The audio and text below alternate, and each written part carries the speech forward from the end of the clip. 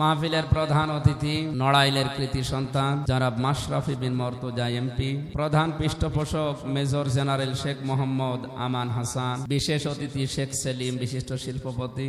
এ মাহফিলটা যার মাধ্যমে নিয়েছি নড়াইলের কৃতি সন্তান ইসলামিক চিন্তাবিদ মাওলানা মনিরুজ্জামান ভাই, সামনে বসা মুসলমান ভাইরা, পর্দার আড়ালের সম্মানিতা মা এবং বোনেরা, প্রশাসনের ভাইরা, প্রাণ প্রিয় নড়াইলবাসী, নবীজিকে আল্লাহ ডাক দিয়ে বলেন, হে মোহাম্মদ, হে আমার পেয়ারা হাবিব, আমি কিন্তু 6 মাস আপনাকে রোজা দিয়েছিলাম। আপনার কনসিডারের কারণে আমি আল্লাহ এগুলো কমিয়ে দিয়েছি, কিন্তু আমি তো লিখে ফেলেছি যে 6 মাস। আমার উম্মতদেরকে, আমার বান্দাদেরকে বলবেন, তারা যদি 1 মাসও সঠিকভাবে রমজানের রোজা রাখতে পারে, 6 মাস একাধারে রোজা রাখার সওয়াব আমি আল্লাহ দিয়ে দেব। কোরআনে কারিমে আল্লাহ এই জন্য একটু গুরুত্ব বেশি দিয়েছেন এই বিধানটার।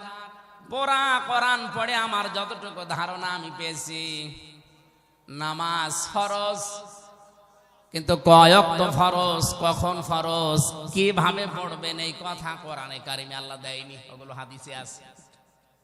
যাকাত ফরজ, কতটুকু সম্পদ থাকলে কতটুকু যাকাত দেওয়া লাগবে, কথা কোরআনে নেই।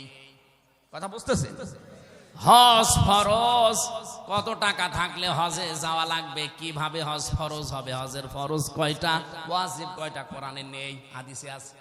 কিন্তু কোরআনে কারিমে সূরা বাকারার এই রুকুতে পুরো একটা রুকু আল্লাহ রোজা সংক্রান্ত যত বিষয় সবের ভেতরে দিয়ে দিয়েছে। এত গুরুত্বপূর্ণ বিধান এটা। আল্লাহ পাক এত খুশি হন রোজাদার যারা রোজা রাখে, ফামাং শাহিদা মিনকুমুশ শাহরা ফালইয়াসুমহু, তোমাদের ভেতরে কেউ যদি রোজার মাস পায়, সে যেন অবশ্যই রোজা রাখে।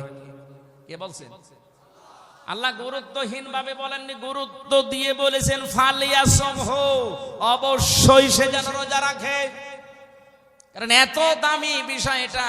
as-সাওমু লি ওয়া আনা উজযা বিহি, অন্য বর্ণনায় আছে আজিজি বিহি। কেউ যদি রোজা রাখে, লোকটা আমি আল্লাহর জন্য রাখে, আর রোজার পুরস্কার আমি আল্লাহ নিজে। বলেন সুবহানাল্লাহ। আল্লাহ নিজে যেহেতু পুরস্কার হয়ে যাবেন, একটা দরজা বানাবেন আলাদা ভাবে রোজাদারের জন্য, তার নাম রায়্যান।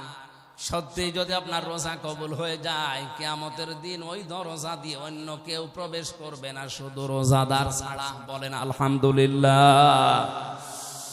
সুস্থ অবস্থায় আল্লাহ যেন আমাদেরকে রোজা রাখার তৌফিক ভিক্ষা দেন। বলেন আমিন। রোজার প্রস্তুতি নবীজি নিতেন 6 মাস আগে থেকে, অথচ আমাদের মাত্র একটা দিন আছে। কয়দিন? উনি প্রস্তুতি নিতে 6 মাস আগে থেকে, আমার রোজা রাখা লাগবে।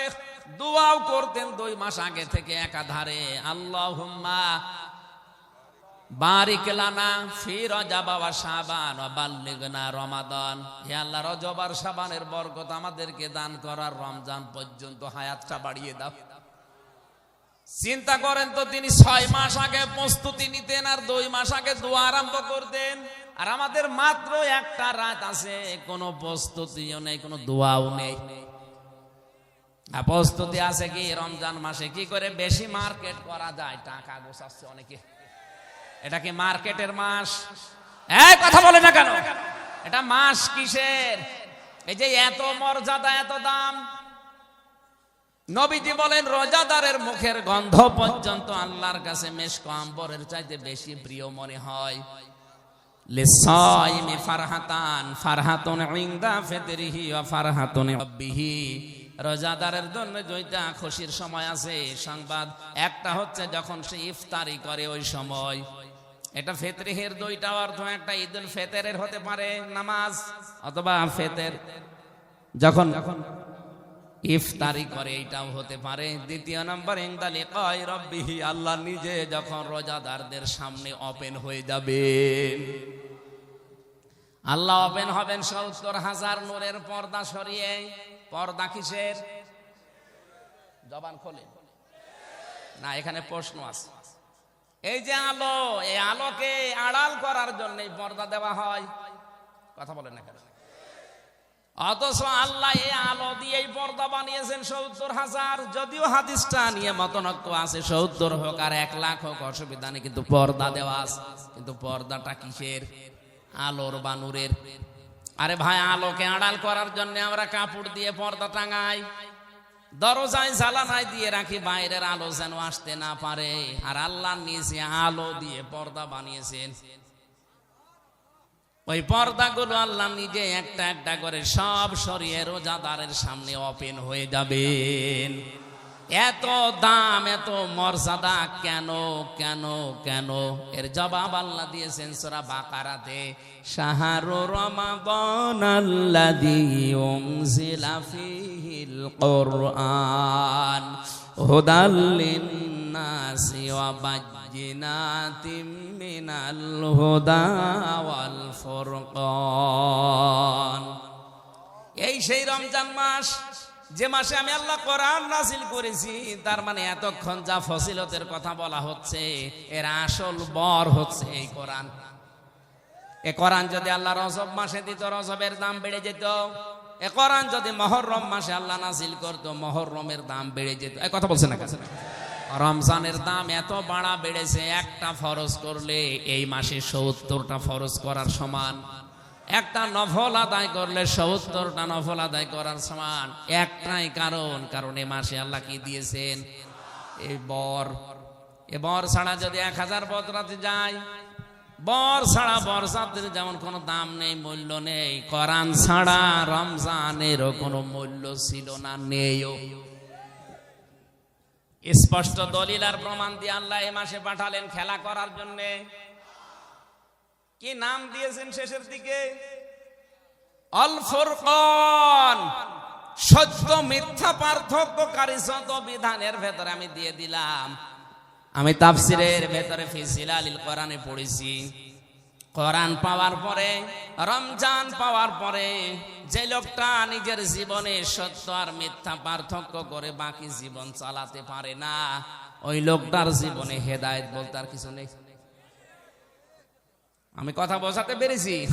ফুরকান, আল্লাহ এই শব্দটা কয় আয়াতের শেষে এমনি দেয়নি, এই কারণে দিয়েছেন যেটা সত্য মিথ্যা পার্থক্যকারী কিতাব। সামনে মাস শুরু হচ্ছে কালকে থেকে, সুতরাং আপনি সত্য কোনটা মিথ্যা কোনটা পার্থক্য করে বিবেক দিয়ে মিলাবেন, কোরআনের এই আয়না দিয়ে। এটা যদি মিলাতে না পেরে আপনি ব্যর্থ হন, আপনার কপালে হেদায়েত বলে কিছু নেই। আল্লাহ হেফাজত করুন আমাদের, বলেন আমিন। কোরআনের এই আমলটা আমরা যদি আরম্ভ করি, বিশ্বাস করেন কোরআনের আমল করলে, আমার নবী বলেছেন, সার্টিফিকেট দিয়েছেন, জমান আমিলা বিহি উজিরা। কোরআনের আমল করলে পুরস্কার দেবে কে? আরো জোরে। আপনি হাদিস থেকে আমল করলে পুরস্কার পাবেন না তা না, পাবেন, কিন্তু নবীরা দেবে, রাসূলরা দেবে, ফেরেশতারা দেবে। আর কোরআনের যে আমলগুলো আল্লাহ দিয়েছেন, এই আমল কেউ শুরু করলে এর পুরস্কার কে দেবে? আল্লাহ বলেন, আমি লিখে দিলাম বিধানটা খুব দামি বিধান, শুধু তোমাদেরকে দেয়নি, কামা কুতিবা আলাল্লাযিনা মিন ক্বাবলিকুম, যেমন তোমাদের পূর্বে দুনিয়ায় যত মানুষ বিদায় নিয়েছে তাদের উপরে এটা লিখে দিয়েছিলাম। তার মানে আদম নবী থেকে শুরু করে আজকের এই দিন পর্যন্ত, এখান থেকে কিয়ামত পর্যন্ত দুনিয়ায় যারা আসবে সবার উপরে একটা বিধান সব সময় ফরজ ছিল, লিখিত ছিল। তার নাম কি? রোজা। বলেন কি? সুতরাং রোজা রাখবেন, মাস্ট বি, রোজা রাখাই লাগবে আপনাকে। আর আমার তো মনে হয় কঠোর পরিশ্রম যাদের নেই, তাদের যদি রোজা রাখা হয় তাদের শরীর সুস্থ থাকে। জেলখানায় এই 3টা বছরের ভেতরে অধিকাংশ সময় আমরা রোজা রেখে কাটিয়েছি, আর আমরা সুস্থও থেকেছি।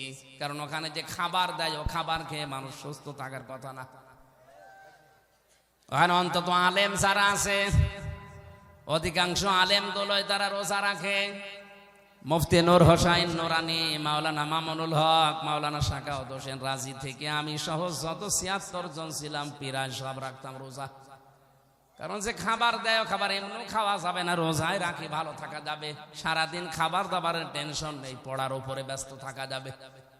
এই পৃথিবীতে আমি একজন নবীর জীবনী সবচাইতে বেশি সুস্থতা পেয়েছি, তিনি নূহ নবী। ৯৫০ বছরের প্রায়টা সময় তিনি রোজা রেখে কাটিয়েছেন। আর অনেকে বলে হুজুর আমার গ্যাস, আমি পারি না। শয়তান, রোজা রাখলে গ্যাস হলো ভালো। এই কথা বলুন। এই যে প্রতি সপ্তাহে 2 দিন করে রোজা রাখার নিয়ম নবীজি দিলেন, বৃহস্পতিবার সোমবার, প্রত্যেক মাসে 3 দিন রোজা রাখার নিয়ম। এটা কি খেলা করার জন্য নবী দিয়েছেন?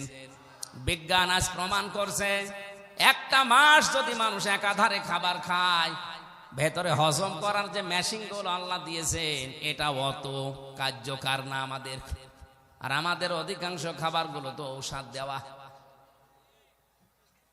ভেতরে যে খাবারগুলো হজম করার জন্য যে রসটা ফোটা ফোটা পড়তে আছে, ওর নাম পিত্তথলিতে যেটা আছে পিত্তরস। এটা এত দামি, বিজ্ঞান এখন দেখতে পাচ্ছে যে খাবারগুলো যায় এখান থেকে নির্যাস বের করে এই রসটা আল্লাহ তৈরি করে খাবারের উপরে ফোঁটা ফোঁটা আকারে পড়ে। যতক্ষণ খাবার থাকে পেটে পড়ে, খাবার নেই, অটোমেটিক আল্লাহ এটা বন্ধ করে দেয়। আল্লাহ এটা বোঝাতে চেয়েছেন আমি অপচয় করি না। শুধু আমি ওয়াজ করে শেষ করি না যে ইন্নাল মুবাজ্জিরিনা কানু ইখওয়ানা শায়াতিন, শয়তান অপচয়কারী ও শয়তান। দুনিয়ায় যারা অপচয় করবে এরা শয়তানের ভাই, এরা শয়তানের কি? আল্লাহ পাক ওয়াজ করে শেষ করেননি, তিনি মানুষের শরীরের ভেতরে অপচয় যেন না হয় নিজে কন্ট্রোল করেছেন। এই জন্য হজম করার এই বিষয়টা শক্তিশালী করার জন্য রোজা দরকার। এই জন্যই নবীরা, প্রত্যেকটি নবী খাবারের আগে 3টা সুন্নত মেনে চলতেন। 1 ভাগ খাবার, 1 ভাগ পানি, আর 1 ভাগ হজম করার জন্য খালি রাখতেন। আপনি যদি প্রতি সপ্তাহে 2টা করে রোজা রাখেন, সোমবার বৃহস্পতিবার, রোজা রাখা অবস্থায় আপনার, আরে ভাই কিছু লাগবে না, বসেন না কেন? রোজা রাখা অবস্থায় আপনার আমলগুলো আল্লাহ দেখবে, বলবে আমার রোজাদার বান্দার আমল। যদি ছোটখাটো কোনো ভুলও থাকে আল্লাহ মাফ করে দেবে। এই জন্য সামনে যেহেতু বরকতময় মাস রমজান, অবশ্যই অবশ্যই অবশ্যই রোজা রাখবেন। রাখবেন তো? আল্লাহ কেন দিলেন এই বিধানটা? আল্লাকুম তাত্তাকুন, যেন মানুষ তাকওয়া অর্জন করতে পারে। তাকওয়া কি? তাকওয়ার 99টা অর্থ আছে। তাকওয়ার 1 নাম্বার অর্থ হচ্ছে আল্লাহর নিষিদ্ধ কাজগুলো ঘৃণা ভরে ছেড়ে দেওয়া। আল্লাহর নিষিদ্ধ কাজগুলো শুধু ছেড়ে দেওয়ার নাম খাউফ, আর নিষিদ্ধ কাজ ঘৃণা করে ছেড়ে দেওয়ার নাম কি? একটা মাস রোজা রাখার পরও যদি আপনি ঘুষ ছাড়তে না পারেন, সুদ ছাড়তে না পারেন, বেপরদা ছাড়তে না পারেন, কি রমজানের রোজা নিয়ে আপনি রাখলেন বলেন? রোজা আল্লাহ পূর্ববর্তী যারা বিদায় নিয়েছে তাদের উপরেও দিয়েছিল, আমাদের উপরেও দিয়েছে। একটাই উদ্দেশ্য, আমরা যেন আল্লাহর নিষিদ্ধ কাজ ঘৃণা ভরে ছেড়ে দিতে পারি। বলেন আমিন।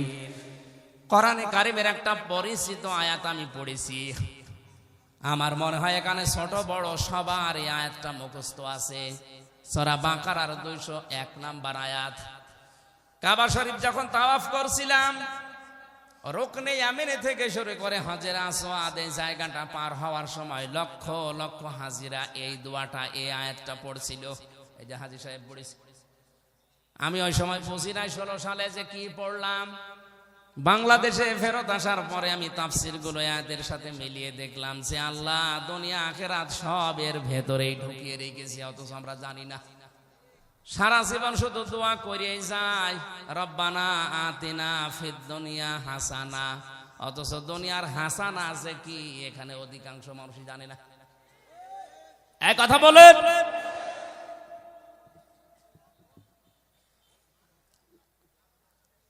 একজন দোয়া করছে, রব্বুল আলামিন আমাকে একটা নেককার সন্তান দাও, রব্বি হাবলি মিনাস সালিহিন। এক যুবক বলছে ছোটবেলা থেকে নামাজ পড়ি একই দোয়া ইমাম সাহেব করে, মনে করেন নড়াইলে, বাড়ি হয়তো সেই নোয়াখালী, ওই এলাকার আলেমরাই তো আগে আসতো এলাকাতে ইসলাম শিক্ষা দেওয়ার জন্য। একদিন বলছে হুজুর সারা জীবন তো একই দোয়া করেন, দোয়ার মানে কি? হুজুর বলছে আমি দোয়ার মানে জানি না। জানেন না মানে? এক আলেমের কাছে যেরকম একজন মাওলানার কাছে যে বলছে হুজুর আমাদের এই ইমাম সাহেব এই দোয়া পড়ে, আপনি এই দোয়ার মানেটা বলেন। মাওলানা বলেছে দোয়া না, এটা কোরআনের আয়াত, এর মানে আল্লাহ তুমি আমাকে একটা নেককার সন্তান দান করো। ও যুবক মনে করছে ইমাম সাহেবের বাড়ি সে নোয়াখালী, ও ছাতা মনে হয় ছেলে মেয়ে হয় না। ডাক দিয়ে বলছে, হুজুর আপনার ছেলে মেয়ে কয়টা? 11টা। 11টা ছেলে মেয়ে, এরপর আপনি দোয়া করেন? আমার লজ্জা আছে। কেন? আপনি তো জানেন না দোয়ার মানে কি? আমি শুনে আসলাম মাওলানার কাছে। এ দোয়ার মানে হচ্ছে, আল্লাহ তুমি আমাকে একটা নেককার সন্তান দাও। আপনার 11টা হয়ে গেছে, এরপরও দোয়া ছাড়েন না, আপনি কি দেশ ভরে ফেলবেন? ইমাম সাহেব বলছে, বাবাজি এ দোয়ার মানে এই, আমি যদি আগে জানতাম তো 10 বছর আগে দোয়া বাদ দিতাম। আমি তো জানি না দোয়ার মানে কি, পড়িয়ে যায় আল্লাহ দিয়ে যায়। আপনি কি আবার ওই রকম করে রব্বানা আতিনা ফিদ দুনিয়া পড়ছেন? এবার আসেন তো তাফসির আপনি লিখে দিলেন, তাফসিরুল কোরআন মাহফিল। আমি আয়াতটা তাফসির আকারে চেষ্টা চালাবো। জবান খুলে কোরআনের সোনালী আয়াত পড়েন, আল্লাহ দেখি এর ভেতরে কি দিয়েছেন, আমরা বের করি। কষ্ট হচ্ছে আপনাদের?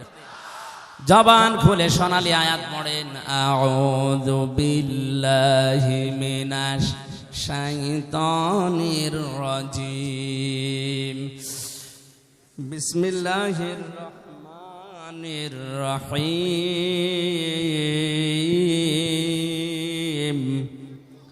ওয়া মিনহুম মান ইয়াকুলু রব্বানা আতিনা ফিদ দুনিয়া হাসানা ওয়া ফিল আখিরাতি হাসানা ওয়া কিনা আযাবান নার। আল্লাহ পাক বলেন, মানুষের ভেতরে অনেক মানুষ এমন আছে, তারা বলবে ইয়াকুলু মুজারে, বর্তমান, ভবিষ্যৎ, প্রেজেন্ট, ফিউচার। এই ছেলে, কোথায় যাও? বসো। 1-1.5 ঘন্টা 2 ঘন্টা সময় নিয়েছি, এতটুকু সময় বসে থাকতে পারি না। ও বিয়ে দিলে বউ টেকবে? এখানে কত মেয়ের বাবা বসে আছে না, আপনি চলে যাচ্ছেন। হয়তো ছেলে খুঁজতেছে, এই জন্য এই ময়দানে হয়তো আসতেও পারে যে দেখি কোন সেরকম ছেলে আছে কিনা। ও যদি 1-1.5 ঘন্টায় ওঠে, ও জীবনে বিয়ে দেবে? বসেন। ওরা ধরেন তো, জিজ্ঞেস করে। না না ছেড়ে দিন, ওর অবস্থা ভালো না, বসে পড়িস। ঠিক আছে, খুব জরুরি হলে যান না। অনেকে আবার যায় বিড়ি খাওয়ার জন্য, যে বিড়ি খেয়ে তারপরে, হ্যাঁ বিড়ি খেতে যান, খেয়ে আবার চলে আসবে। নড়াইলবাসী, কোরআনের আয়াত যদি আপনি খেয়াল করে শোনেন, বোঝার চেষ্টা চালান, 500 রাকাত নফল নামাজের সওয়াব পাবেন। আপনার দ্বারা হয়তো সম্ভব না এখন 500 রাকাত নফল নামাজ পড়া, পারবেন? কিন্তু কোরআনের দিকে তাকিয়ে আল্লাহ এই সওয়াবটা দিয়ে দেবেন, বলেন আমিন। বর্তমানে তারা বলছে, ভবিষ্যতেও বলবে কি? রব্বানা, হে আমাদের প্রতিপালক, আতিনা, আমাদেরকে দান করেন, ফিদ দুনিয়া হাসানা, দুনিয়ার হাসানা। খালি জবরের জায়গায় জের দিয়ে দিলেই ফিদ দুনিয়া হাসিনা। হাসানা মানে কল্যাণ, আর হাসিনা মানে সুন্দরী। অনেকেই দোয়া করতে যে ফিদ দুনিয়া হাসানার জায়গায় বলে ফিদ দুনিয়া হাসিনা। আল্লাহ বলেন, দিয়ে দিলাম, যা। দিয়েও দিয়েছে, আজ একেবারে 16-17 বছর চলছে। কারণ এটা আমাদের দোয়ার ফসল। আমরা চেয়েছি রব্বানা আতিনা ফিদ দুনিয়া হাসানা, আল্লাহ বলেন একটু জের দিয়ে দিলাম, যা হাসিনা। এখন এটা যে চাইলেন আপনি সেই ছোটবেলা থেকেই মোনাজাতে, আল্লাহ দুনিয়ার হাসানা দাও, কল্যাণ দাও, শান্তি দাও, স্বস্তি দাও, নিরাপত্তা দাও, 99টা অর্থ আছে এই শব্দের। কি চেয়েছেন? আমার এই ছোট্ট জীবনে আমি কোরআন পড়ে পেয়েছি, এই হাসানার ভেতরে দুনিয়ার হাসানা, দুনিয়ার কল্যাণ 10টা। কয়টা? কেউ যদি এই 10টা জিনিস দুনিয়াতে পায়, সে যেন দুনিয়ার হাসানা পেয়েছে, বলেন আলহামদুলিল্লাহ। এবার আপনি মিলান তো, এই 10টা জিনিস আসলে আপনি পেয়েছেন কিনা। সে ছোটবেলা থেকেই তো মোনাজাত করেন ইমাম সাহেবের সাথে, রব্বানা আতিনা ফিদ দুনিয়া হাসানা, হে আল্লাহ দুনিয়ায় হাসানা দাও, কল্যাণ দাও। আল্লাহ বলেন দুনিয়ার কল্যাণ 10টা, তুই পেয়েছিস কিনা আগে মিলা।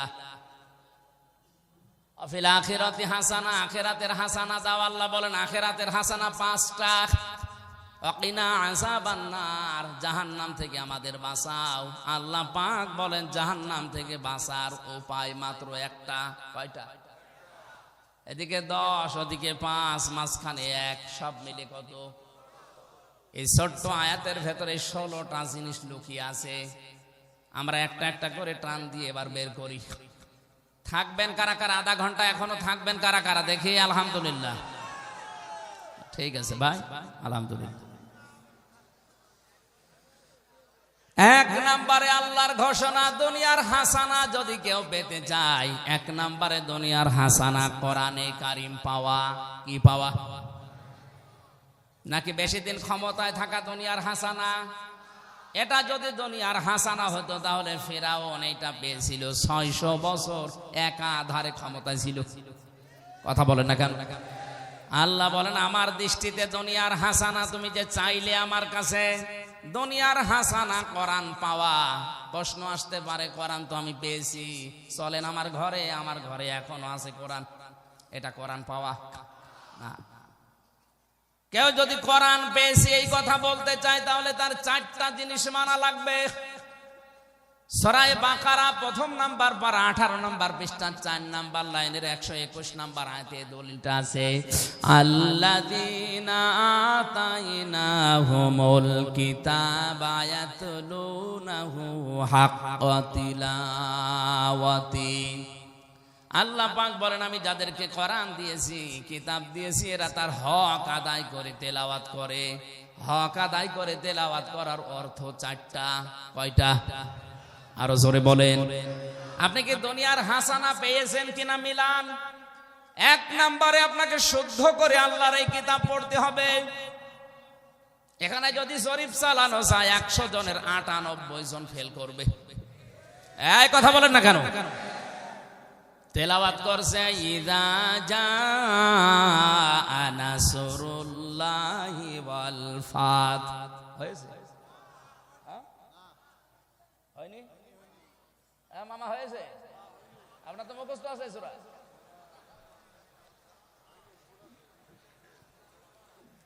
না না, আমি হাসির খোরাকি দেইনি। আমি যে বললাম হয়েছে, কি জবাব দিচ্ছেন না কেন? হয়েছে? হয়নি। একটু টান দিয়ে পড়েছি, অনেকে মনে করছে না হতেও পারে, অথচ 2টা ভুল হয়ে গেছে এর ভেতরে। ইযা জাআ নাসরুল্লাহি ওয়াল ফাত। এখানে আল্লাহ শব্দের আগে জের আর জবর আর পেশ থাকলে আল্লাহ মোটা হয়, জের থাকলে পাতলা হয়। এর আগে নুন সোয়াদ র, নাসর মানে সাহায্য, আর নুন সিন র, নাসর মানে ঈগল পাখি। আমি যে মুখ গোল না করে সরাসরি বলে ফেললাম, আপনি একটু ধরতে পারেননি। এই জন্যই বলছি 100 জনের 98 জনের কোরআন শরীফ শুদ্ধ নেই। ইযা জাআ নাসরুল্লাহি ওয়াল ফাত, যখন আসবে আল্লাহর সাহায্য, হে নবী আপনি বিজয় দেখতে পাবেন। আর আমার আগের পড়ার অর্থ হচ্ছে যখন আসবে ঈগল পাখি, যখন বিজয় পাবেন। একটা কথা হইল, আকাশ পাতাল পাল্টিয়ে গেছে। এই মাদ্রাসা যেহেতু কওমি মাদ্রাসা, হাফেজি মাদ্রাসা, অবশ্যই এখানে শুদ্ধ করে কোরআন পড়ানো হয়। এত বড় সুযোগ থাকার পরেও যদি নিজে ছেলে মেয়েকে আপনি না পড়াতে পারেন তো কবে পড়বেন আবার কবরে গেলে? আজ আমাদের নামাজে মন না বসার অন্যতম কারণ আমরা কোরআন শুদ্ধ করে পড়তে পারি না, বুঝি না। তাই আব্দুল কাদের জিলানী রহমতুল্লাহ আলাইহির জীবনী পড়েছিলাম। ছোটবেলায় তারে মাদ্রাসায় নিয়ে গেছে তার মা, বলছে উস্তাদ আমার ছেলেকে আপনি একটু পড়ান। উস্তাদ বলছে বাবা বলো আলিফ বা তা সা। আব্দুল কাদের জিলানী বলছে হুজুর আলিফের মানে কি? আমি জানি না। মানে আলিফের মানে জানেন না, ও জিনিস আমি পড়বো না। যে জিনিসের অর্থ নেই, মানে নেই, ও জিনিস আমি পড়ে করবো কি? ওস্তাদ একেবারে হিয়ালিপনা করে বলেই ফেলেছে, তুমি জানো বাবাজি আলিফের মানে? হ্যাঁ জানি, আমার মা শিখিয়েছে। বলো দেখি, তুমি আলিফ দিয়ে আল্লাহর পরিচয় তুলে ধরলেন। আল্লাহু লা ইলাহা ইল্লা হুয়াল হাইয়ুল কাইয়্যুম লা তাখুযুহু সিনাতুন ওয়ালা নাওম ইলা আখিরি আয়া। আলিফ দিয়ে আল্লাহর পরিচয় দিলেন। আয়াতুল কুরসি থেকে 10টা ক্ষমতা আল্লাহর তুলে ধরলেন। তেলাওয়াত করতে করতে 18 পারা পর্যন্ত তিনি পড়েছিলেন। ওস্তাদ কাঁদতে কাঁদতে হুঁশ হারিয়ে ফেলেছে। হুঁশ ফেরার পরে মাকে ডাক দিয়ে বলে, মা, আপনার এই সন্তানের তো প্রায় 18 পারা আয়ত্ত আছে, আপনি এনেছেন আমার কাছে পরীক্ষা করার জন্য। বলছে, না, এই প্রথম নিয়ে আসলাম। আপনার তো আনন্দের বিষয়, আপনার তো সৌভাগ্য, এতটুকু বয়সে আপনার সন্তান 18 পারা আয়ত্ত করে ফেলেছে, হাফেজ হয়ে গেছে। মা আমার কান্না আরম্ভ করলেন। ওস্তাদ বলে, আপনি কাঁদেন কেন? আপনার তো খুশির বিষয়। মা বলে, কাঁদি আমি এই জন্যে, আমার এই সন্তান যখন পেটে ছিল প্রতিনিয়ত আমি কোরআনে কারিম তেলাওয়াত করতাম। আমি নিজেও কোরআনের হাফেজা। এ সন্তান পেটে রাখা অবস্থায় উঠান ঝাড়ু দেওয়া, ঘর ঝাড়ু দেওয়া, রান্না বান্না করা, আমার মুখে চলতো আল্লাহর কোরআন। এখানে যারা মা বোনেরা বসে আছে, এদের পেটে সন্তান থাকা অবস্থায় এদের মুখেও চলে আল্লাহর কোরআন। হ্যাঁ, গুনগুন করে গান বলে। এখানে একটা বিজ্ঞানের তথ্য আছে, 6 মাস যখন মানুষের পেটে বয়স হয়ে যায় তখন দুনিয়ার সব কিছু সে শুনতে পায়। কথা বুঝতেছে? 6 মাস যখন মানুষের পেটে বয়স হয় মানুষের সন্তানের, তখনও দুনিয়ার সব কিছু শুনতে পায়। কারণ ওই সময় খাবারের উদ্রেক দেখা দেয়, আল্লাহ রূহ দিয়ে দেয়। 40 দিনে পাল্টাতে পাল্টাতে 6 মাসের পরে আমার আল্লাহ রূহ দিয়ে দেয়, তখন খাবারের উদ্রেক দেখা দেয়। খাবার খাওয়ানো লাগে, মায়ের মাসিক অসুখ বন্ধ করে দিয়ে আল্লাহ ওই নাভির সাথে নাভি জুড়ে খাবার খাওয়ায়। তখন দুনিয়ার সব শব্দ শুনতে পায়। আব্দুল কাদের জেলানী মায়ের পেটের ভেতরে বসে কোরআন শুনতো, আর আমরা মায়ের পেটের ভেতরে বসে গান শুনি। বলেন নাউজুবিল্লাহ। দোয়া চাই আমার কাছে, হুজুর দোয়া করেন ছেলে যেন আব্দুল কাদের জেলানী হয়। এমনি হবে? তোমার পেট ঠিক আছে? এই কয়েক ইঞ্চি পেট, এটাতে কত বড় দামি জায়গা তুমি তো টের পাও না। কত মানুষ ওর দিকে হাসে বাজে নজর দিয়ে থাকে। পেটে কোনো কাপড় নেই, পিঠে কোনো কাপড় নেই, মনে আছে ফুটবল খেলার মাঠ নিয়ে যাচ্ছে। কাশীপুরের মাঠ আর কত বড়, এর চাইতে বিশাল মাঠ নিয়ে আপনি যদি রাস্তা দিয়ে যান, সব যুবকের নজর ভালো। কত মানুষ এই দৃশ্য দেখে উল্টা পাল্টা ধারণা করে, বলে মাল গেল। শুধু মামা আছে বলে কিছু বলতে পারছি না। আপনার বউ দেখে, মেয়ে দেখে, আপনার ফুফুরে দেখে, আপনার চাষিরে দেখে কেউ যদি বলে মাল গেল, আল্লাহর কসম ওই মালের পেটে আর ভালো মাল আল্লাহ দেবে না। যদি দেয় পরিমণি দেবে, খালি স্বামী পাল্টাবে। কত স্বামী যে পাল্টালো আল্লাহ জানে আর ও জানে। আপনি দেখেন তো, যাদের এদের মতো পেটে জন্ম হয়েছে এদের স্বামী টিকছে না, একটার পর একটা পাল্টাতে আছে। আর আল্লাহ পাকের নবী বলেন সবচাইতে বড় লানত ওই মহিলার উপরে যে মহিলার ঘর বারবার ভাঙে। এখন এদেশের ট্র্যাডিশন হয়ে দাঁড়িয়েছে মাহিয়া মাহি, আবার স্বামী পাল্টিয়েছে। বলেন সুবহানাল্লাহ। এরা যারা আদর্শ মনে করে চলে তারাও তো পাল্টাবে। যেই মহিলার স্বামীর কাছে তালাক চায়, খাবার খেতে চায় না, ভাত খাবো না বলে, ওই মহিলার উপরে আল্লাহ নিজে লানত করেন। বলেন নাউজুবিল্লাহ। নড়াইলবাসী, আমি যেটা শিক্ষা দিতে চেয়েছি, আব্দুল কাদের জেলানী আপনার পেটে আল্লাহ এমনিতেই দেবে না। এই কয়েক ইঞ্চি জায়গা অনেক দামি, এই নজরটা ঠিক করেন আগে। আমরা যারা ধনী মানুষ আছি এদেশে, আমাদের মোবাইল দামি হয়, আমাদের শার্ট দামি হয়, গাড়ি দামি হয়, বাড়ি দামি হয়ে যায়। শুধু কম দামি হয়ে যায় আমাদের স্ত্রী আর মেয়েটা। এমন এমন পোশাক পরিয়ে রাস্তাঘাটে নিয়ে যায়, আমার মনে হয় গরিব মানুষের নজরে পর্যন্ত সব ক্যামেরা বন্দী হয়ে যাচ্ছে। মানুষের নজর খুব কিন্তু মারাত্মক। এটা বিষাক্ত জিনিস। আব্দুল কাদের জেলানী যে মায়ের পেটে এসেছিলেন, তাকান ওই মায়ের পেটের দিকে। আব্দুল কাদের জেলানীর বাবা আবু মুসা জঙ্গি রহমতুল্লাহ আলাইহি মসজিদে নামাজ আদায় করে একবার আসছিলেন বাড়ির দিকে। হঠাৎ দেখলেন বাড়ির কাজের লোকটা, পোশাক নাড়ি দেওয়া আছে, রোদে শুকাতে দিয়েছে তার স্ত্রী গোসল করে। ওই কাজের বেটা এক নয়নে তাকিয়ে আছে পোশাকের দিকে। হযরতে আব্দুল কাদিরের বাবা তাড়াতাড়ি এসে পোশাকে আগুন লাগিয়ে দিলেন। ওনার জীবনেতে আমি পেয়েছি, মা এসে বলে, স্বামী আমার নতুন পোশাক আগুন লাগালেন কোন কারণে? স্বামী ডাক দিয়ে বলে, দেখো আমি নামাজ পড়ে আসার সময় দেখি বাড়ির ওই কাজের লোকটা, ওই কামলাটা তোমার এই শোকাতে দেওয়া পোশাকের দিকে এক দৃষ্টিতে তাকিয়ে আছে। আমি কোরআন হাদিস জানি, মানুষের চোখের নজর বড় মারাত্মক, এটা বিষাক্ত। এই পোশাক তোমার লজ্জা স্থান ঢেকে রাখে, আমার সন্তান তোমার পেটে, তোমার পেটটা ঢেকে রাখে। এর নজর যদিও পোশাকের ওপরে পড়ে, এই প্রভাব হয়তো আমার সন্তানের ওপরে পড়তে পারে, আমার সন্তান খারাপ হয়ে যেতে পারে। কোথায় তাদের চিন্তা ভাবনা ছিল? আর আপনি কি করেন? বউ সুন্দর হলে দিশায় পারবে না, করবেন কি? আর উল্টা পাল্টা পোশাক পরিয়ে মানুষকে দেখাচ্ছে যে মাল আমার আছে। বলেন নাউজুবিল্লাহ।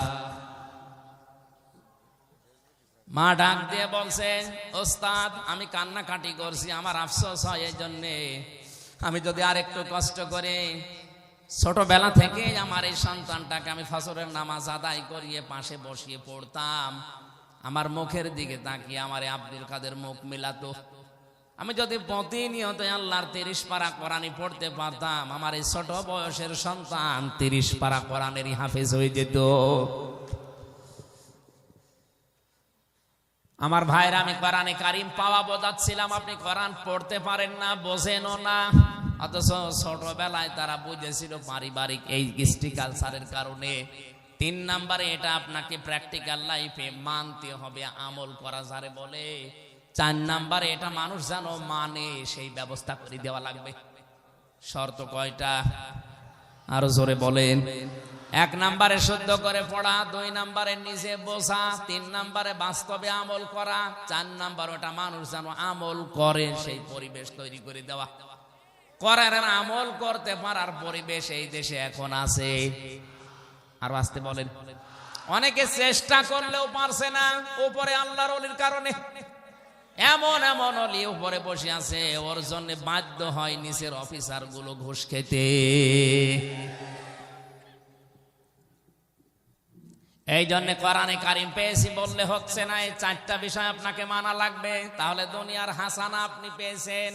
2 নম্বরে দুনিয়ার হাসানা হচ্ছে কোরআন পেলেই হবে না, কোরআনের হেদায়েত পাওয়া লাগবে। কোরআনের হেদায়েত আমরা পেয়েছি কিনা আমরা নিজেরাই বুঝতে পারি না। গিরিশচন্দ্র সেন নরসিংদীতে বাড়ি, বেটা হিন্দু মানুষ, আমাদের চাইতে কোরআন পড়েছে, বুঝেছে, লিখেছে বেশি, কিন্তু হেদায়েত পায়নি। কথা বলেন না কেন? আমার তো মনে হয় বাংলার আজ অনেক আলেম কোরআন পড়ে, বসে, লেখে, পড়ায়, কিন্তু কোরআন থেকে হেদায়েত পায়নি। বালাম ইবনে বাওরার মতো হয়ে গেছে। আমি নাম নিলাম না, তাই নবীজির ওয়ারিস বলে আপনি দাবি করছেন এখন যে আমি নবীর ওয়ারিস। বিশ্ব নবী মুহাম্মদুর রাসূলুল্লাহর দিকে তাকান তো, উনি তো কোরআন প্রচার করেছিলেন। কোরআন প্রচার করতে গিয়ে ওনার গলার ভেতরে রশি দিয়ে হ্যাঁচকা টান দিয়েছিল, এটা আমি বানালাম। এক কথা বলেন না, কোরআন দিয়ে নামাজ পড়াতেন, উঠের নাড়ি ভুড়ি মাথার উপরে চাপিয়ে দিত। ওই একই কোরআন দিয়ে আমিও নামাজ পড়াই, আমার মাথার উপরে উঠের নাড়ি ভুড়ি দেয় না, গরুর নাড়ি ভুড়ি দেয় না, দেয় ফ্যান। ফ্যান দিয়ে হয় না, এসি লাগিয়ে দেয়। তাহলে বুঝতে হবে নবীজির কোরআন দিয়ে নামাজ পড়ানো আর আমার নামাজ পড়ানোর ভেতরে পার্থক্য আছে।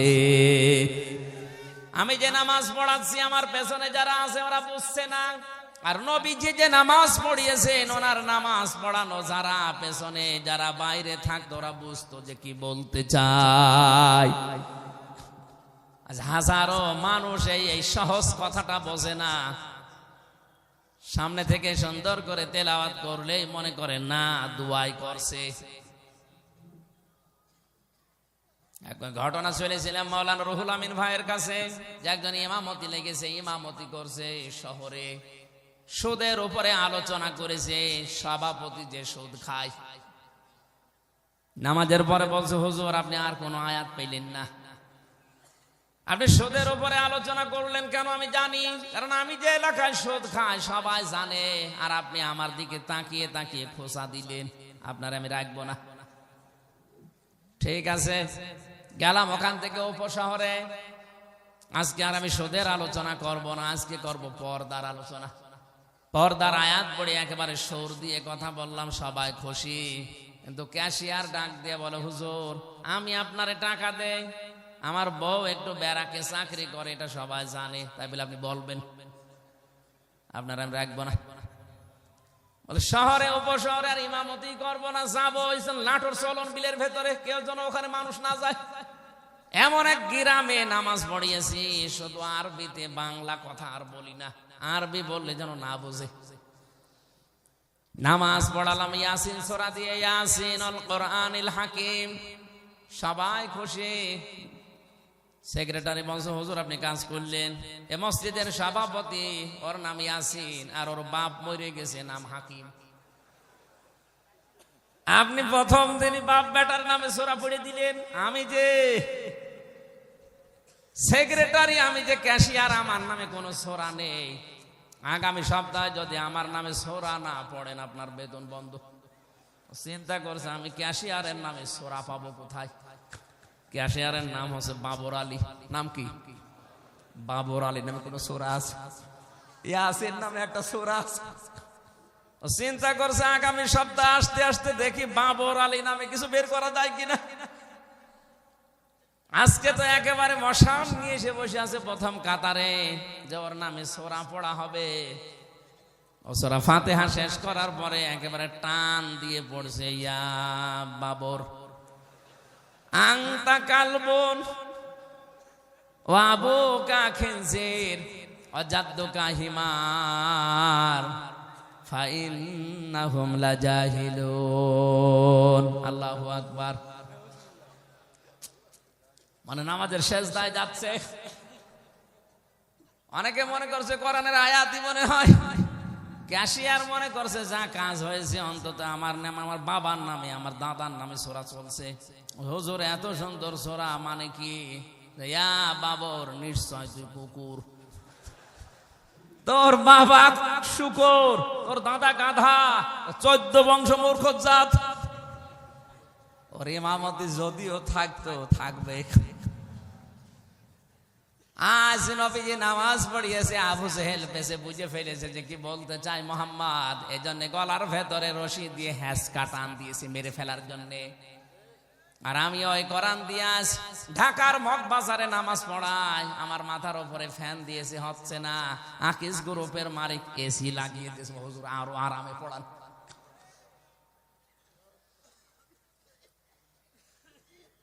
আমার আরাম দেওয়ার জন্য চেষ্টায় আছে, কারণ পেছনে যারা আছে ও বোঝে না, আমি যা পড়ছি আমিও বুঝি না। কোরআনের হেদায়েত পাওয়া তো সহজ না। কোরআনের হেদায়েত পেতে হলে যে হাদিসটা বলেছিলাম, ওই হাদিসের 3 নম্বরের পয়েন্টে ছিল ওমান দাআ ইলাইহি হাদা, এক আলিফ টান আছে। কেউ যদি কোরআনের হেদায়েত পেতে চায়, সে যেন কোরআন দিয়ে মানুষকে ডাকে। কি দিয়ে? আজ কোরআনের দিকে ডাকা আছে, অধিকাংশ মানুষ তার বাবার দিকে ডাকতেছে। হাদিসের শেষ পয়েন্টটা আরো কঠিন, ফাকাদ হুদিয়া ইলা সিরাতিম মুস্তাকিম। কেউ যদি কোরআনের ডাকে সাড়া দিতে পারে, আল্লাহ নিজে তাকে হেদায়েত সিরাতে মুস্তাকিম নসিব করে দেবেন। তাহলে আমি যদি হেদায়েতের উপরে থাকতে চাই, আমাকে আজকে থেকে ডাকা লাগবে মানুষকে। কি দিয়ে? এই জোরে বলেন, কি দিয়ে? আর আপনি যদি হেদায়েত পেতে চান, সিরাতে মুস্তাকিম পেতে চান, আপনাকে সাড়া দেওয়া লাগবে কোরআনের ডাকে। এর চাইতে বাংলা ওয়াজ আর নেই। এরপরেও যদি কেউ না বোঝার ভান করে থাকেন, আমার কিছু করার নেই। দুনিয়ার হাসানা 3 নম্বরে আমি পেয়েছি পরিশ্রম করা। কি করা? পরিশ্রম করতে পারা এটা দুনিয়ার হাসানা। আজ যারা বসে বসে খায় এরা মনে করছে রব্বানা আতিনা ফিদ দুনিয়া হাসানা পেয়ে গেছি, না আপনি পাননি। আপনি পরিশ্রম করেন না কেন? এই হাতির মতো শরীর আপনি কি করবেন? লাকাদ খালাকনাল ইনসানা ফি কাবাদ। অবশ্যই আমি আল্লাহ মানুষকে পরিশ্রম করার জন্যই বানিয়েছি, কষ্টের পরে কষ্ট সহ্য করে বানিয়েছি মানুষকে। আপনি শ্রম দেন, পৃথিবীতে যারা শ্রম দেয় তারা সুস্থ থাকে। যত নবীর জীবনী আমি পড়েছি, হযরতে আদম নবী তিনি চাষ করে খেতেন, হযরতে দাউদ নবী তিনি কামার ছিলেন, লোহা পিটিয়ে সোজা করতেন। আমাদের নবী মুহাম্মদুর রাসূলুল্লাহ ব্যবসা করে খেতেন। বলেন সুবহানাল্লাহ। আজ কাজ নেই কাম নেই, একটা গাছতলায় বসে শুধু পীর নাম নিয়েছে, ওটা টাটকা শয়তান। তোর কাজ নেই কেন? পীর তো আব্দুল জব্বারও ছিল চট্টগ্রামের, টুপি সেলাই করে খেত। আর এমন পীর হয়ে বসে আছে, কোনো কাজ নেই, শুধু ভড়ি। এত বড় বড় পেট হয়, মহিলারা লজ্জা পায়। আল্লাহ ছেলে মহে আমাদের আর পেট হয় এর। এত বড় পেট, কোলাকুলি করতে যাবেন ধাক্কা লাগবে, পেটের সাথে বুক পাবেন না। না, কাজ করে খাওয়া লাগবে আপনাকে।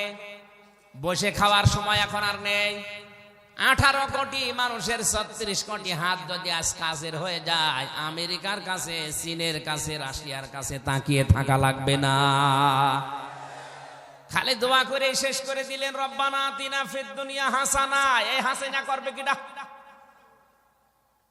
এই হাসি হাসানা আমাদের করা দরকার। আমরা পরিশ্রমী হব, শ্রম দেব দুনিয়ায়। সেই কয়দিন বেঁচে আছি শুধু নিজের মুখের খাবার তৈরি করব না, আমার দ্বারা আরো যেন 8টা-10টা মানুষের কর্মসংস্থান তৈরি হয়। 4 নাম্বার দুনিয়ার হাসানা হচ্ছে নিরাপত্তা পাওয়া। কি পাওয়া? আপনি বুকে হাত দিয়ে বলেন তো, আজ আমরা নিরাপদ আছি? এই বলেন। 24 ঘন্টা অনেকে আতঙ্কে থাকি। যুবতী মেয়ে কলেজে বিশ্ববিদ্যালয়ে পাঠিয়ে মা যায় নামাজে বসে দোয়া করছে, আল্লাহ মেয়ে কি একা আসবে না জামাই নিয়ে আসবে?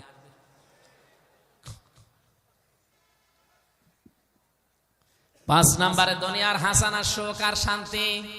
সুখ আর শান্তির ভেতরে 7টা জিনিস আমি পেয়েছি। সুখ বলা হয় 4টা জিনিসকে, শান্তি বলা হয় 3টা জিনিসকে। এই 7টা জিনিস সূরা আরাফের ভেতরে আল্লাহ ব্যাখ্যা দিয়েছেন। 6 নাম্বারে দুনিয়ার হাসানা সবর করতে পারা, ধৈর্য ধারণ করা। ধৈর্য কাকে বলে, কত প্রকার, কি কি এখনো টের পাননি।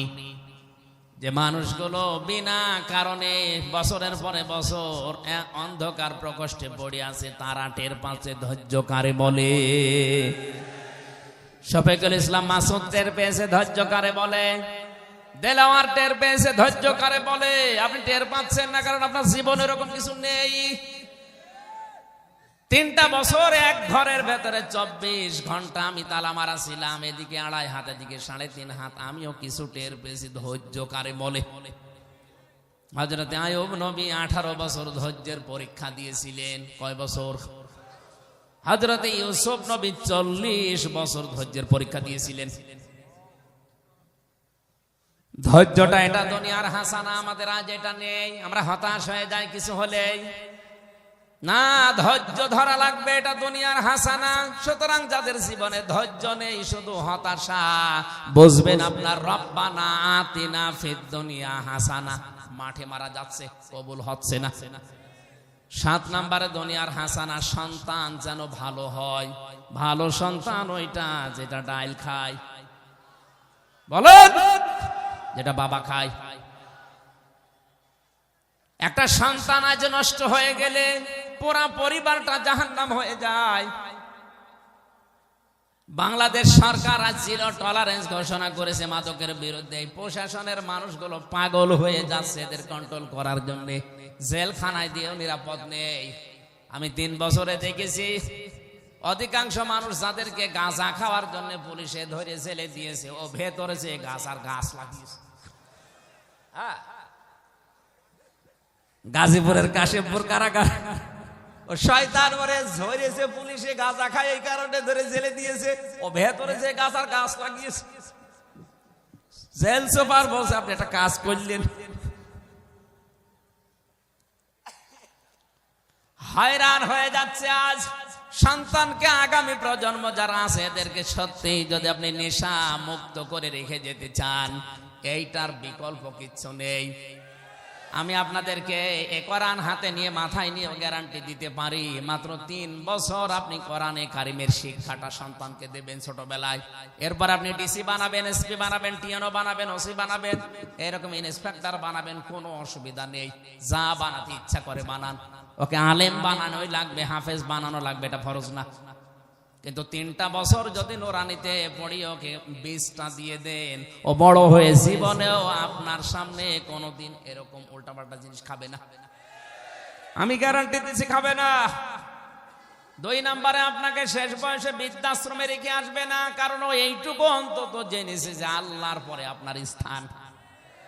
আজ কয়েকদিন আগে একটা ভাইরাল ভিডিও ঘুরছে যে 4টা ছেলে 2টা মেয়ে, 6 সন্তান মিলে, ওর মা মারা গেছে 10 বছর আগে। এই 6 সন্তান মিলে বাবার জমি জায়গা সব নিজেদের নামে লিখে বাবাকে রাস্তায় ছেড়ে দেবে সিদ্ধান্ত নিয়েছে।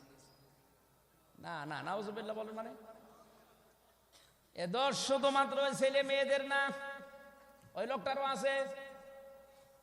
আল্লাহর পরে যে ওই মা বাবার স্থান ও সন্তানদেরকে তো শিখায়নি। কথা বলেন না কেন? ওই সন্তানরা এখন বর কথা শুনে বাধ্য হয়ে মাকে আগে তো বিদায় নিয়েছে, আর বাবাকে এখন রাস্তায় ছেড়ে দেবে সিদ্ধান্ত নিচ্ছে। যদি ওই 3 বছরে ওকে কোরআনের মূল শিক্ষাটা দিয়ে যে কোনো জায়গায় তুলে দিতে পারতেন, আমার যতটুকু ধারণা না খেয়ে থাকতো, তারপরও মাকে বাবাকে বৃদ্ধাশ্রমে রাস্তায় ফেলে দিত না। আমি কিন্তু আপনাকে ডাক্তার বানাতে, ইঞ্জিনিয়ার বানাতে, এরকম ওসিএসপি বানাতে নিষেধ করছি না, বানান, এগুলো আমাদের দরকার। কিন্তু প্রথমে এরকম জায়গায় 3টা বছর আপনি পড়াবেন, মাত্র 3 বছর। এরপরে যা ইচ্ছা বানান। পরবর্তী প্রজন্ম এভাবে রেখে গেলে মারা যাওয়ার পরে অন্তত ওরে দিয়ে আপনি জানাজাটা পাবেন।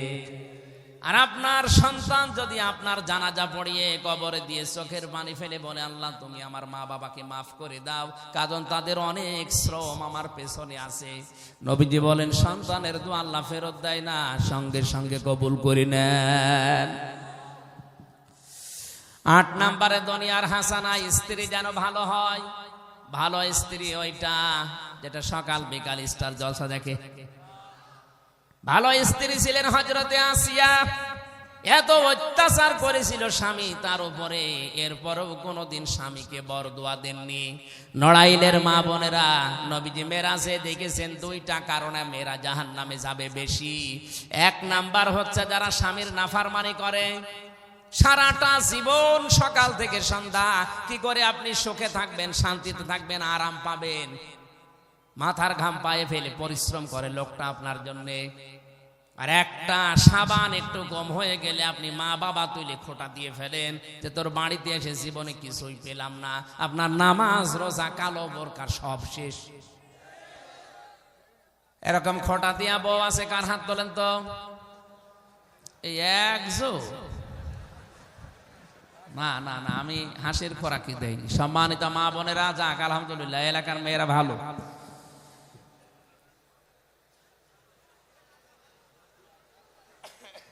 হযরতে আসিয়ার মতো স্ত্রী হওয়া লাগবে আপনাকে। হাতের ভেতরে স্বামী ব্রেক লাগিয়েছে, মা পায়ের ভেতরে শলাকা দিয়েছে, এরপরেও তিনি স্বামীর নামে বরদোয়া দেননি। বলেছিলেন আল্লাহ তুমি আমার স্বামীর অত্যাচার থেকে আমাকে বাঁচাও। অনাজ্জিনি মিন ফিরআউনা ওয়া আমালিহি অনাজ্জিনি মিনাল কওমিজ যালিমিন। বলেন আল্লাহু আকবার। হযরতে আসিয়া এত বড় কঠিন অবস্থায়ও বলেছিলেন মাবুদ তুমি আমার স্বামীর অত্যাচার থেকে আমাকে বাঁচাও, কিন্তু আমার স্বামীর উপরে তুমি গজব দিও না। এত বড় কঠিন মুহূর্তেও যদি স্বামীর জন্য বরদোয়া না দেয়, আপনি কি হয়েছেন? আপনার স্বামী কি ফেরাউনের চাইতেও জানোয়ার নাকি? হ্যাঁ, কথা বলেন না কেন? যেভাবে পিটিয়েছে আপনাকে ওইভাবে কোনোদিন পিটিয়েছে? এত বড় মারাত্মক ভয়ঙ্কর জানোয়ার স্বামী দুনিয়ায় কারো কপালে আছে কিনা আমি জানি না, তারপরও যদি বরদোয়া না দেয়, আপনি একটা শাড়ি একটু কম হয়ে গেলে আপনি বরদোয়া দিয়ে ফেলেন, খোঁটা দিয়ে ফেলেন, আপনি জাহান্নামের আসামি হয়ে বসে আছেন। কথা বললেই বলে হুজুর আমাদের বিরুদ্ধে বলে, আমি আপনাকে ভালোবাসি, বাঁচাতে চাই। নবীজির হাদিস পড়ে দেখছি আপনি জাহান্নামে যাচ্ছেন, এই কারণে বললাম। দ্বিতীয় নম্বরে আপনার আচরণ হওয়া লাগবে হযরতে খাদিজার মতো। এই একটাই মাত্র মহিলা আল্লাহ নিজে তাকে দুনিয়া জিন্দা অবস্থায় সালাম দিয়েছেন স্বামী ভক্তি করার কারণে। বলেন সুবহানাল্লাহ। হযরতে খাদিজাতুল কুবরা স্বামীর জন্য এত বেশি শ্রম দিয়েছিলেন, কষ্ট করেছিলেন। 2.5 কিলোমিটার উপরের পাহাড়, এখন তো সিঁড়ি করা আছে, ওঠা যায়, ওই সময় সিঁড়ি ছিল না। লতা পাতা পাথর ধরে ধরে উঠে স্বামীকে 2 বেলা খাবার দিয়ে আসতেন। আপনি কি করেছেন স্বামীর জন্য বলেন তো? এই লোকটা সারা দিন পরিশ্রম করে মাথার ঘাম পায়ে ফেলছে আপনাকে সুখে রাখার জন্য।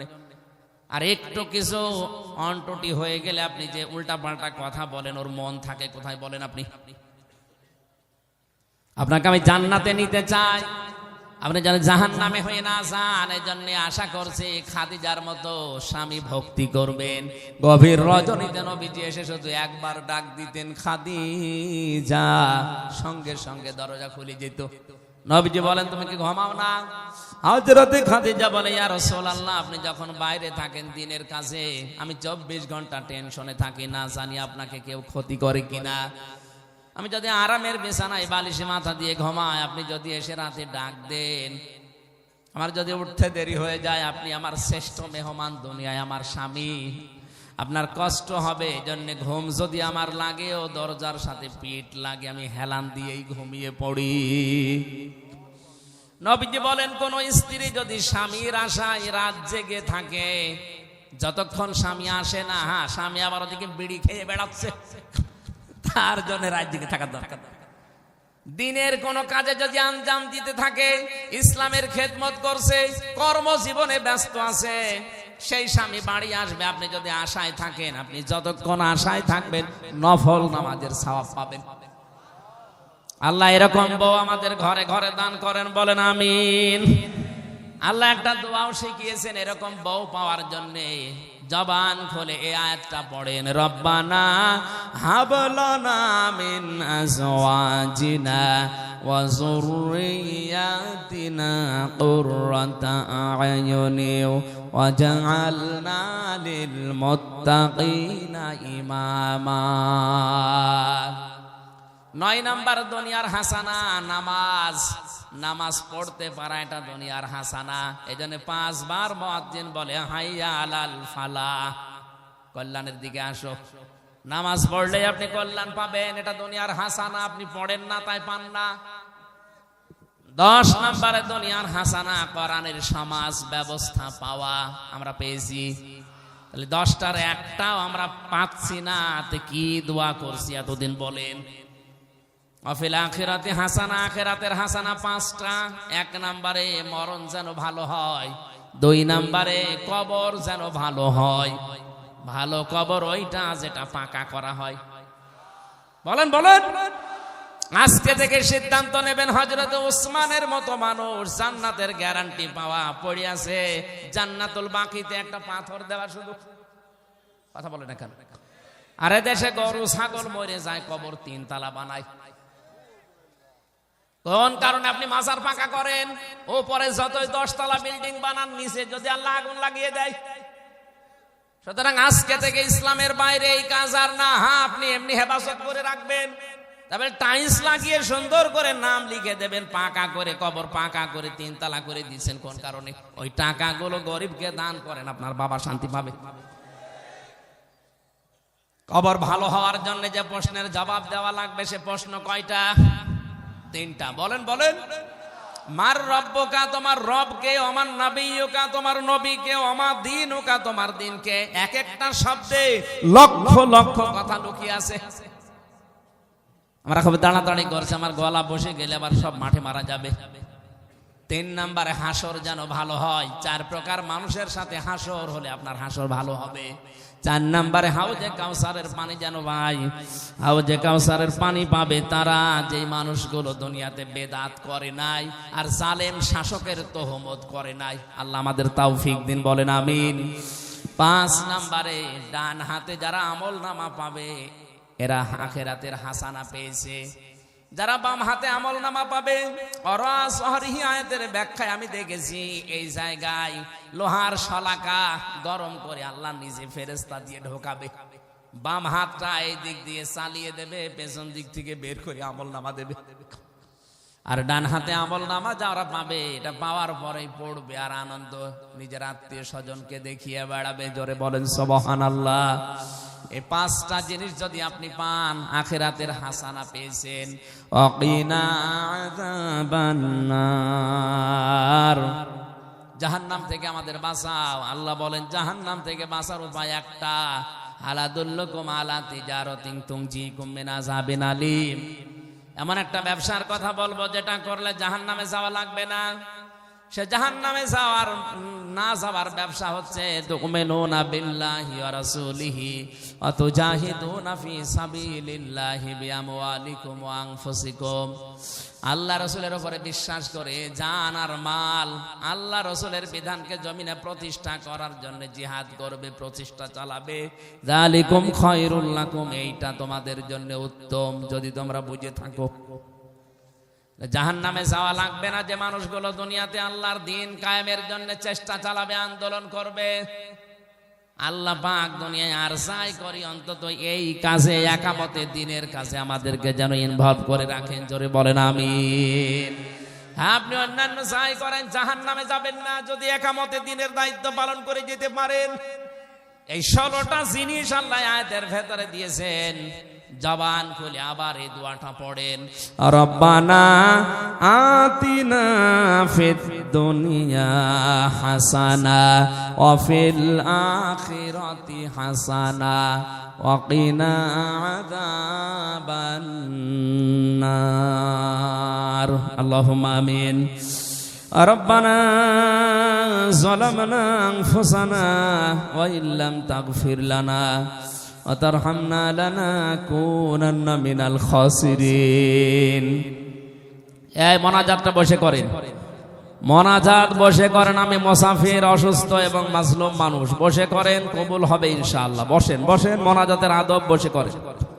আল্লাহর কাছে মোনাজাত করছি, যে যেখানে আছেন মনের কথাগুলো তুলে ধরবেন। মাথা নিচু করেন, চক্ষু বন্ধ করেন। জীবনের অপরাধ যা করেছেন একটা একটা করে স্মরণ করেন। রব্বানা আতিনা ফিদ দুনিয়া হাসানা ওয়া ফিল আখিরাতি হাসানা ওয়া কিনা আযাবান নার। রব্বুল আলামিন, যে 16টা জিনিস তুমি আমাদের দিতে চাইলে দুনিয়া আখিরাত মিলে আমাদেরকে তুমি ভিক্ষা দাও। আজকের এই বিশাল আয়োজনে যদি তুমি খুশি হয়ে সওয়াব দিয়ে থাকো আল্লাহ কোটি কোটি গুণে বাড়িয়ে দাও। কিয়ামতে যিনি সুপারিশ করে আমাদের জান্নাতে নিয়ে যাবে ওই নবীর রওজায় পৌঁছিয়ে দাও। হযরতে আদম থেকে পর্যন্ত যত মানুষ কবরে আছে আল্লাহ কবরবাসীদের ক্ষমা করে দাও। এ মাহফিল আঞ্জাম দিতে গিয়ে তোমার যে বান্দা মতিউর রহমান, মুজিবুর রহমান এলাকার মানুষকে নিয়ে জান্নাতের এই বাগানটা সাজিয়েছে, এ বাগানের উসিলায় কোরআনে কারিমের প্রসারের উসিলায় তার মা বাবাকে তুমি আগে ক্ষমা করে দাও। তার বাবা কবরে আছে আল্লাহ তুমি তার বাবাকে জান্নাত দাও, তার মাকে তুমি মাফ করে দাও। বাবার কবরটা তুমি জান্নাতুল ফেরদাউসের সাথে লাইন করে দাও। তোমার হাবিব জানিয়েছে সন্তান যদি হাত তুলে মোনাজাত করে চোখের পানি ফেলে আল্লাহ বাবা মাকে মাফ করে দেয়। শ্রদ্ধাভাজন মামা জান 2 জনেই হাত তুলেছে, তার সন্তানরাও বাড়িতে বসে হাত তুলেছে। আল্লাহ এদের দিকে তাকাও, এদের কাকতি মিনতির দিকে তাকিয়ে হলেও সন্তানের দিকে তাকিয়ে হলেও মাফ করে দাও। এই মাদ্রাসাটা যারা বানিয়েছে, এখানে যত মানুষ কোরআন পড়ে, হাদিস পড়ে, আল্লাহ এই সওয়াবগুলো তুমি তাদের কবরে পৌঁছিয়ে দাও। যত যুবকেরা দেখলাম আজকে আসার সময় ভলেন্টিয়ারের দায়িত্ব পালন করছে, এই যুবকদেরকে যে মা পেটে নিয়েছে, কোরআনের ইজ্জতে ওই মায়ের পেট তুমি খাদিজার মতো বানিয়ে দাও। মাহফিলের সম্মানিত সভাপতি আল্লাহ হাসার আলেমের উস্তাদ মাওলানা মাহবুবুর রহমানকে কবুল করো। আমাদের প্রধান অতিথি মাশরাফি বিন মর্তুজাকে মঞ্জুর করো। তার বাবাকেও তুমি ক্ষমা করো, তার জীবনের ভালো ভালো কাজগুলো মঞ্জুর করো, অন্যায় কাজগুলো তুমি মাফ করে দাও। তার মা, স্ত্রী, সন্তান সহ যাদেরকে এই দুনিয়ায় দিয়েছো সহি সালামতে রাখো আল্লাহ। মাহফিলের বিশেষ অতিথি যারা, মেজর জেনারেল শেখ মোহাম্মদ আমান হাসান, শেখ সেলিম সহ যত আলিম এখানে কথা বলেছে, মাওলানা আবু যর গেফারি চুয়াডাঙ্গা, মাওলানা হোসাইন আহমেদ, আল্লাহ তুমি তার বাবাকে মাফ করে দাও।